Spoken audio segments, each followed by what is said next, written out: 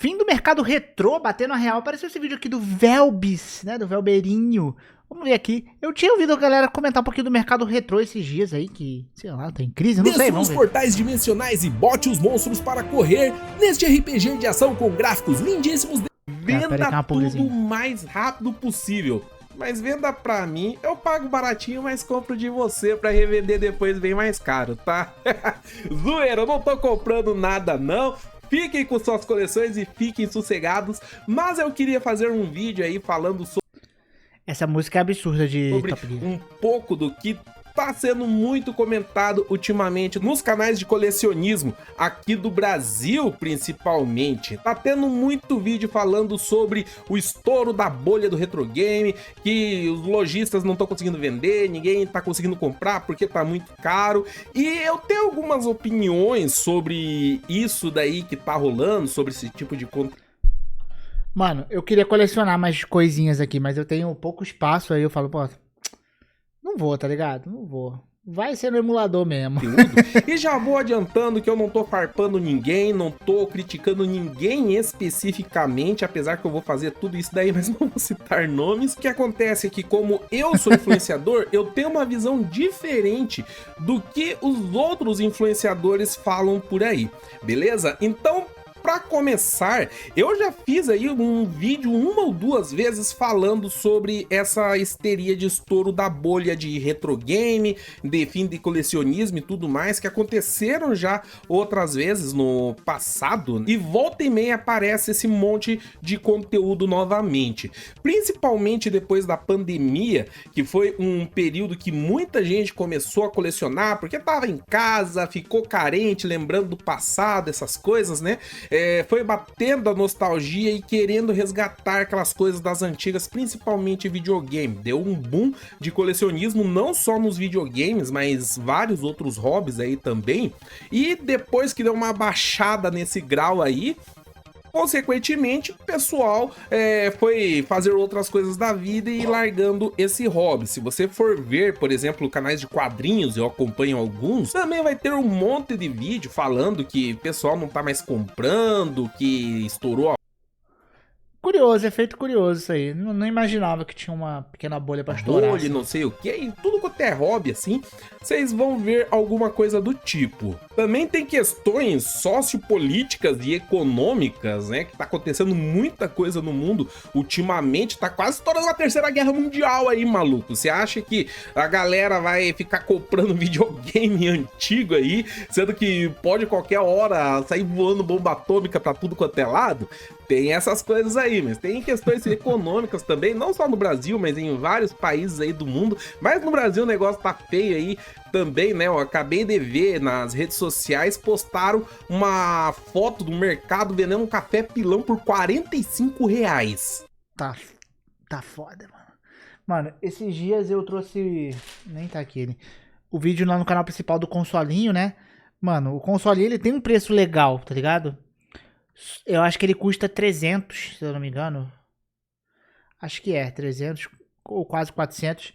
Mas, mano, ele vai pra 600, 700 reais com imposto, mano. É muito desanimador comprar as paradas. É muito desanimador. Não tem R$45. Um pacote de café, meio quilo. Pilão, velho. Pilão, café pilão. Imagina só. Sendo que eu compro lá os meus pacotes de 1 quilo de café em grão, né, pra moer aqui, que é café purinho, sem folha, sem galho, nem nada, café top, gostosinho, pago coisas de R$80 um pacote de 1 quilo e Nossa. rende muito mais do que esses cafés Ainda que é já caro. vem moído. Café Daí, né? Inclusive, se você quiser comprar alguns, eu selecionei uns precinhos bacanas. Vou deixar aí no link na descrição do meu afiliado. Que o negócio tá feio aí, então eu tô precisando vender pra melhorar.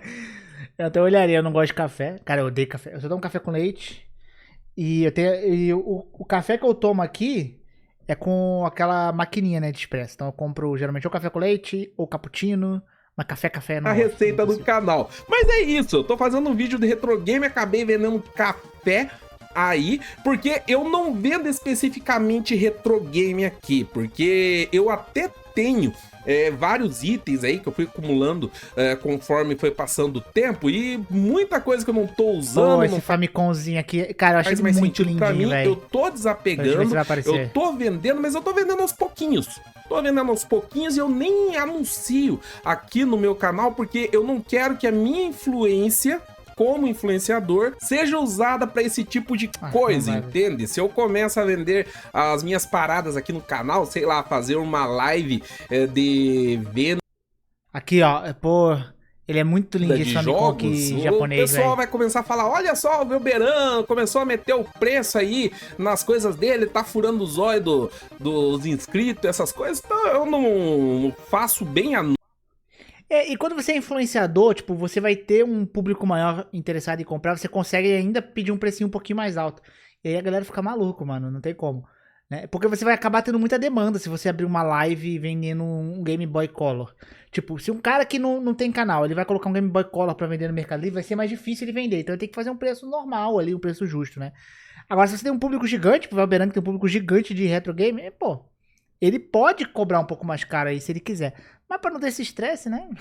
Afiliado é mais de boa, porque afiliado você colocou lá, é o preço que a loja tá cobrando e tal, e você não tem nada a ver. Você tá mesmo, eu anuncio em uns sites aí, vou anunciando aos pouquinhos, né? O que eu desapego lá, tem mês que eu vendo um joguinho, 2 joguinhos, né? Entra aqui, eu aplico ou uso pra amortizar o meu apartamento. Né, essas coisas aí, não tô vendendo por necessidade financeira mesmo, né, mas desapego aí, e tô fazendo desse jeito, na tranquilidade e sem pressa. Mas, ultimamente, o que aconteceu foi que quando tava dando aquele boom, aquele hype de colecionismo, muitas pessoas começaram a acumular vários itens, né? Cada item que pegava, fazia vídeo, aquela coisa toda, e aí a casa foi enchendo de tranqueira, as coisas foram ficando muito caras, né? Não compensava mais comprar um videogame, comprar um item só pra fazer um vídeo, porque o vídeo não se pagava mais. E também foi faltando material pro canal. Faltando material pro canal, falta conteúdo, reduz a receita do canal, consequentemente as receitas de casa. E aí, o que a galera começou a fazer? Começou a vender os seus jogos através dos seus canais. Prática que eu totalmente não recrimino, né? Como eu falei, eu tenho essa decisão de não fazer isso daqui no meu canal, mas quem quiser fazer, beleza, vai lá, né? O canal é de cada um, o público é de cada um, eles fazem o que querem. Mas é aí que a história começa a ficar meio esquisita. O influenciador vai lá, faz um vídeo falando que ninguém... Eu não faço ideia de que ele tá falando também, porque eu não sou muito ninguém mais compra nada, ninguém tá conseguindo vender mais nada, que o mercado tá uma porcaria, mas no mesmo vídeo ele começa a falar dos itens raros e super caros e na caixa e que ninguém consegue comprar, e se quiser comprar o dele lá, chama no zap, chama no grupo lá que ele vende. Sinceramente, é só eu que acho isso daí esquisito pra caramba. No mesmo vídeo que fala, né, sobre bolha de retro game e tal, começa a anunciar um monte de item que tá vendendo. Eu passei umas horinhas aqui agora jogando Diablo e ouvindo alguns canais para tentar formar uma opinião sobre o que tá rolando, porque é o meu trabalho aqui, beleza? Fazer vídeos, passar minhas opiniões, passar as minhas impressões para vocês, até para vocês se informarem, formar as suas próprias opiniões também. É sempre isso que eu faço. E a primeira coisa que a gente precisa considerar é que esse negócio de bolha, quando falam, né, tá formando uma bolha, e quando ela estoura, né, acaba tudo. Isso daí é uma coisa que falam muito, mas acontece raramente. Por exemplo, né, em criptomoeda a gente vê direto isso daí, que... Eu lembro que desde 2012 que falam que Bitcoin é uma bolha, até hoje não estourou. Começa a falar muito de uma moeda que apareceu no momento lá, tá todo mundo... fora o Bitcoin tem muita moeda eba. Aí, de repente, os caras que tem mais a moeda vendem tudo, acaba com a liquidez do mercado e ninguém mais consegue nem comprar, nem vender, e quem tava lá no topo da pirâmide, né, se dá muito bem, e os outros, ó, só se ferra. Isso daí que seria uma bolha. O que acontece no mercado de colecionismo tá longe de ser isso, porque os itens, eles continuam lá na mão do pessoal. Se tá comprando, se tá vendendo, eles continuam existindo, exceto se, sei lá, tua mãe pega lá, nossa, que monte de videogame velho aí. A não ser que esteja, sei lá, se tá centralizado, alguma coisa assim. Não sei como é que tá essa questão de mercado retro. Quem é aí, quem compra aí, depois Esse comenta aqui aí. joga fora. E acontece, né? Mas mesmo se alguém joga fora e vai outro e pega e vende no mercado de rolo. O que tá acontecendo então é simplesmente um período de baixa no mercado, que é um movimento super normal. Quem investe na bolsa e acompanha o mercado financeiro... Mas é normal mesmo. Até em questão de YouTube, cara. YouTube é assim, YouTube tem época que... Eu sei que é época específica que eu falo, vai estar uma merda as views, vão ficar uma merda. E aí tem outras épocas específicas que o negócio vai bem pra caramba. São oscilações, né? Todo mercado tem oscilações. Já tá bem experiente sobre esse tipo de movimento e sabe que são raras as empresas, são raros os ativos que sobem, só sobem, né? O tempo inteiro. Normalmente ele vai subindo, acontece alguma coisa lá, ele tem uma queda, né? Principalmente quando tá com o preço muito alto, quem tá lá com o preço alto começa a vender, né, o preço abaixa e depois se o ativo, né, o negócio lá continua fazendo sentido, ele vai subindo novamente. Então pega o gráfico, ele tá cheio de altos e baixos, mas os bons ativos, as boas empresas, né, os bons itens, aqui no caso do retro game, alta e baixa, mas eles continuam crescendo com o tempo. Então, ao longo do tempo, eles vão dando retorno financeiro para quem segurou ele. E o que acontece nesses períodos de alta e baixa? Histeria de quem tá mais apressado ou tá mais desesperado. Vamos meter um exemplo aqui para ficar bem claro para vocês. No final do ano passado, principalmente no começo desse ano, deu um estouro na taxa Selic, que é o referencial de juros. E quando aconteceu isso daí, tudo quanto é influenciador de finanças começou a falar: venda tudo as tuas ações e compre renda fixa, porque renda fixa vai valer muito mais que ação e não sei o que. O que aconteceu? Desabou o preço de tudo quanto é ação nacional. Todas as empresas, todos os ativos lá desabaram. Fundo imobiliário, então, foi pro chão mesmo. O que eu fiz nesse período? Comprei Selic? Não. Aproveitei que tava baixando, fui comprar o que tava lá embaixo. E agora, na última reunião... Eu faço isso às vezes também. Já me ferrei assim também. O Copom, que a Selic foi para 15%, eles falaram: agora acabou, a gente não vai mais subir, se subir vai ser só 0,5% aqui e a partir disso vai começar a reduzir. O que influenciador de finança tá falando? Acabou a Selic, gente. Vamos vender aqui agora que ele comprou da baixa, os ativos, tá valendo, né, da renda fixa, e vamos começar a comprar ação. Agora que os preços de ação estão subindo, já estão lá em cima, pessoal que tava na Selic vai vender a Selic, que ainda tá bom, né? Quem comprou lá tava bom, vai vender lá na baixa praticamente, né? Porque tá todo mundo vendendo agora, para comprar as ações que estão em alta. Fazendo exatamente o movimento contrário que um investidor deveria fazer, que é comprar na baixa e vender na alta. Quando eu falo Selic, você não compra exatamente Selic, né? Você compra CDB, essas coisas aí, mas só para não precisar explicar muito essas coisas, porque o vídeo aqui é sobre game. Vamos pegar esse cenário e mandar aqui para o mercado de retro games. Um monte de gente falando que estourou, ninguém compra, ninguém vende, né? O pessoal tá desinteressado e pá, mas o preço dos jogos e dos consoles não abaixa. Por que não abaixa? Se ninguém tá comprando. Eu fui num evento de retro game recentemente, eu falei com alguns lojistas lá e muitos deles falaram pra mim, né, que eles estavam vendendo, conseguiram vender algumas coisas, mas esperavam ter vendido mais, né? Não foi todo o... Inclusive, falando em retro, vai ter RetroCon no final desse mês, né? Quem vai aí? Toda a venda que eles estavam esperando, mas eles conseguiram vender até que razoável, pelo menos pra justificar, né, a ida lá. Pô, RetroCon é um lugar que, cara, tem muito jogo baratinho, velho. Eu subestimei o evento quando eu fui, porque esses eventos que tem, geralmente eles são muito caros, as paradas.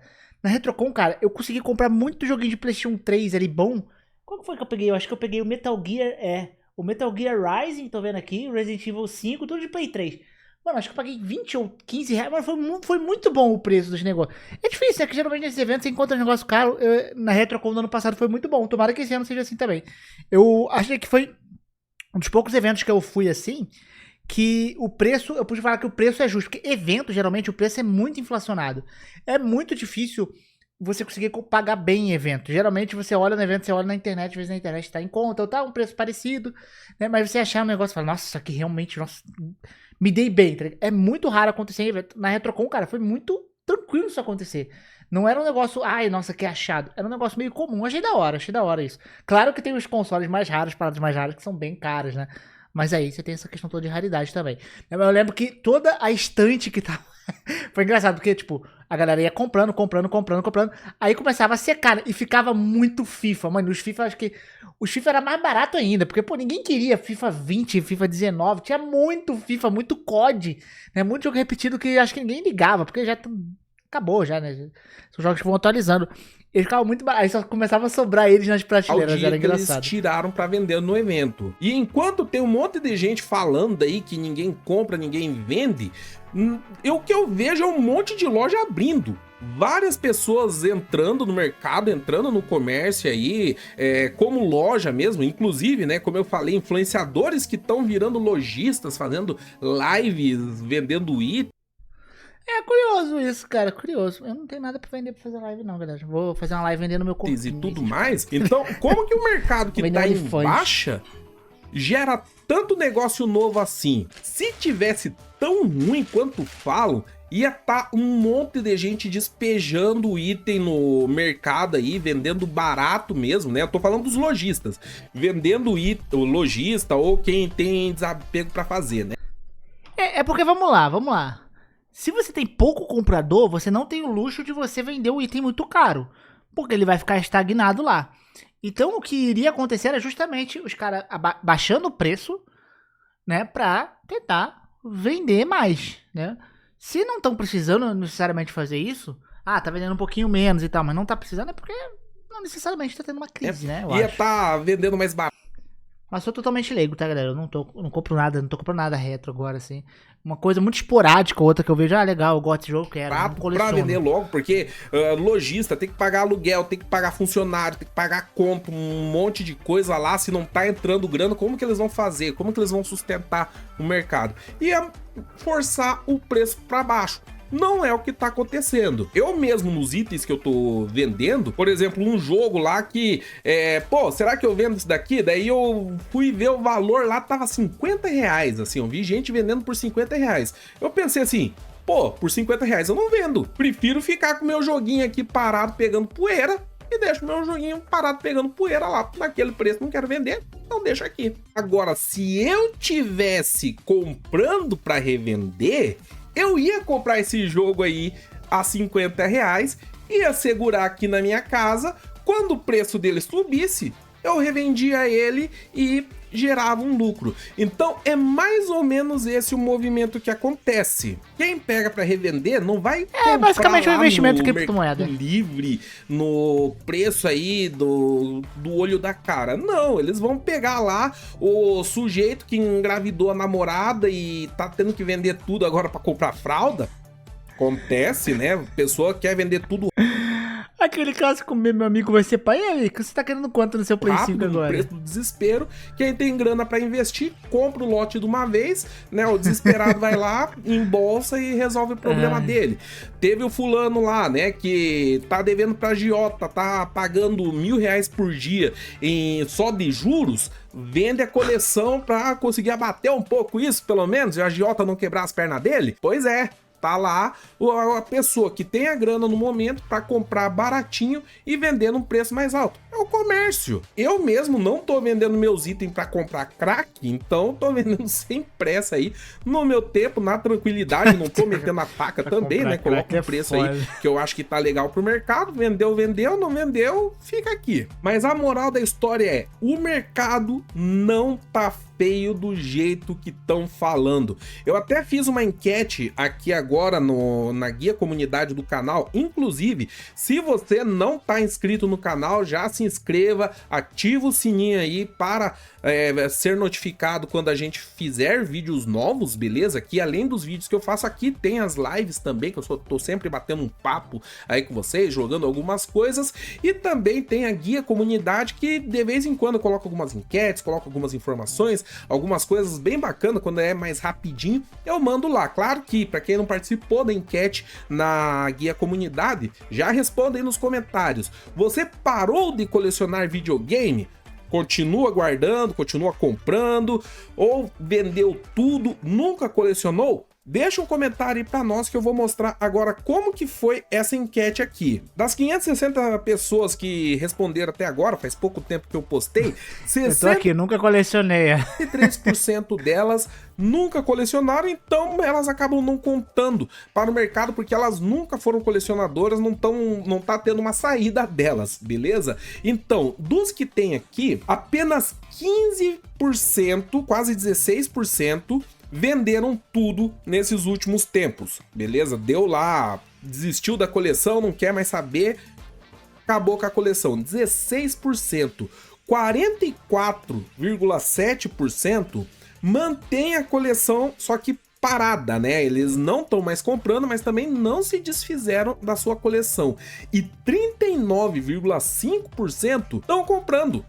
Estão comprando, estão colecionando, estão interagindo aí. E eu não acho isso daqui um número ruim, não, viu? Porque, apesar de ter menos gente comprando agora, o que é justificado, né, pelas situações que a gente tem aí, não bateu o desespero em que... Quando tu tem uma crise, ele afeta todos os setores, né? Você vem baixa em tudo, mano. Até, mano, por incrível que pareça, tá?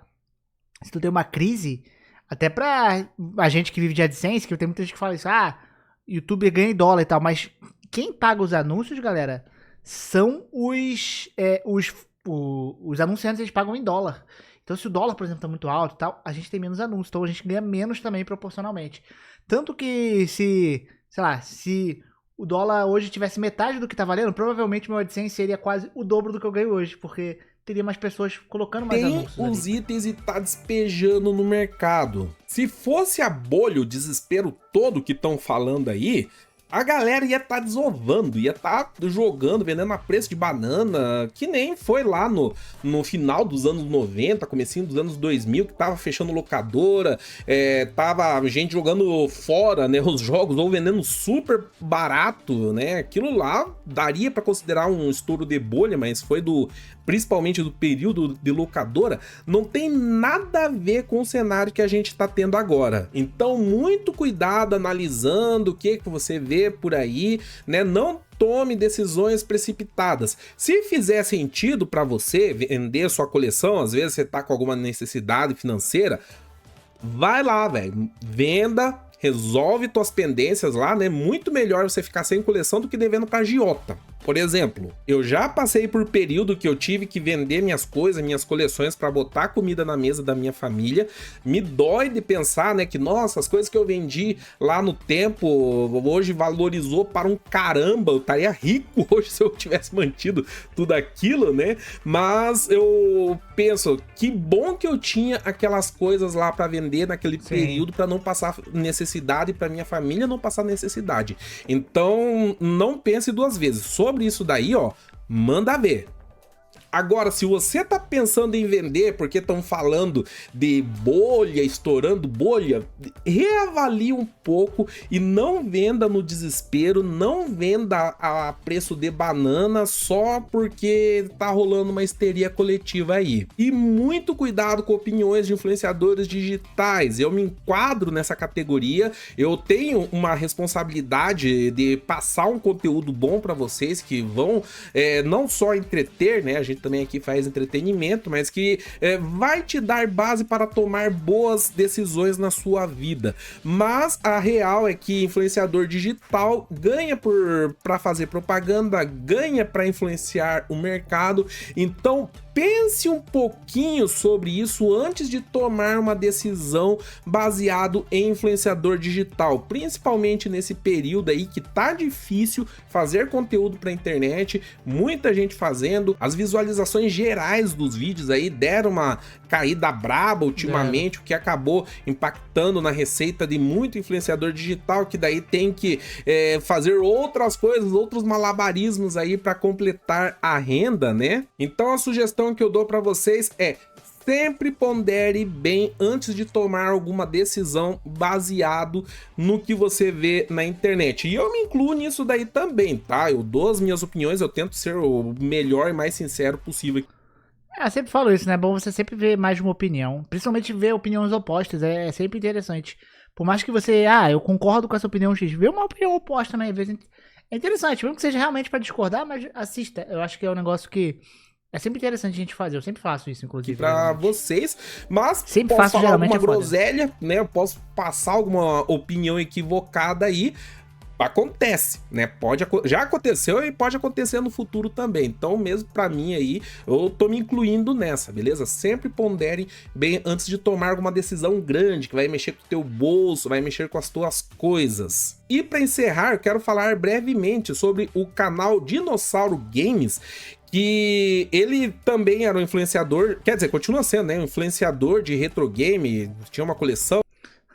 Excelente nome. Fazia vídeos falando sobre jogos e tal, e já faz um bom tempo que ele começou a trabalhar especificamente com o mercado gamer no geral, né? Abriu locadora, abriu loja, e hoje ele tá vendendo seus itens através de lives no YouTube, através dos vídeos dele, e ele foi um tanto criticado recentemente por estar vendendo videogames quebrados, vendendo controles quebrados, essas coisas aí. Eu vejo os vídeos do Dinossauro já faz um bom tempo, gosto bastante da forma. Pô, mas ele vende quebrado, tipo assim, ó. Galera, tô vendendo isso aqui, tá quebrado. Ele avisa ou chega quebrado? Porque você tá avisando e o cara tá comprando. Porque às vezes o cara. Mano, às vezes o cara quer ter, tipo, a carcaça do controle. Tá ligado? Ele quer colecionar o controle. Pô, tá tudo quebrado isso aqui, mas o cara quer ter o controlinho pra deixar exposto na coleção dele. Muita gente compra. Eu acho que. Deve ter muito mercado, inclusive, né? De capa de jogo. Não deve ter um mercado desse? Os caras que só colecionam a capinha do jogo, não importa se não tem jogo lá dentro, o cara gosta de ter a capinha. Eu acho que deve ter esse mercado como ele se também, comunica, né? E também com a transparência que ele se comunica. Já encontrei ele algumas vezes em eventos, sujeito gente fina para um caramba, e tá vendendo os itens dele, né? Como eu falei, não tem problema nenhum vender aí, mas ele não fica nessas neuras querendo manipular o mercado, pelo menos até onde eu vi. E esses videogames quebrados que ele tava vendendo, né? Quem foi ver esse direitinho que ele tava fazendo, ele tava comprando lotes de junk, né? Que é coisa que tem bastante lá no exterior, né? Eu, quando morava no Japão, fiz muito vídeo mostrando junk, que o pessoal vende videogame, controle, essas coisas na hora da morte, que é pro pessoal comprar e tirar as peças e usar pra reposição, pra arrumar outro videogame, essas coisas, né? Um videogame antigo não é mais fabricado, né? Então, você precisar arrumar o teu lá, você vai precisar de peças pra isso. Eu achava que era mais o cara que só queria colecionar as paradas independente se tá funcionando ou não, mas realmente tem mercado pra arrumar os negócios. E realmente deve ter muita coisa que deve, se o cara manja, deve ser muito simples de arrumar. Às vezes é um probleminha, coisinha de solda, né? Que quando o cara é bom, eu tinha um amigo que ele manjava dos negócios, ele comprava placa de vídeo ruim e ele consertava muita placa de vídeo, cara, e revendia.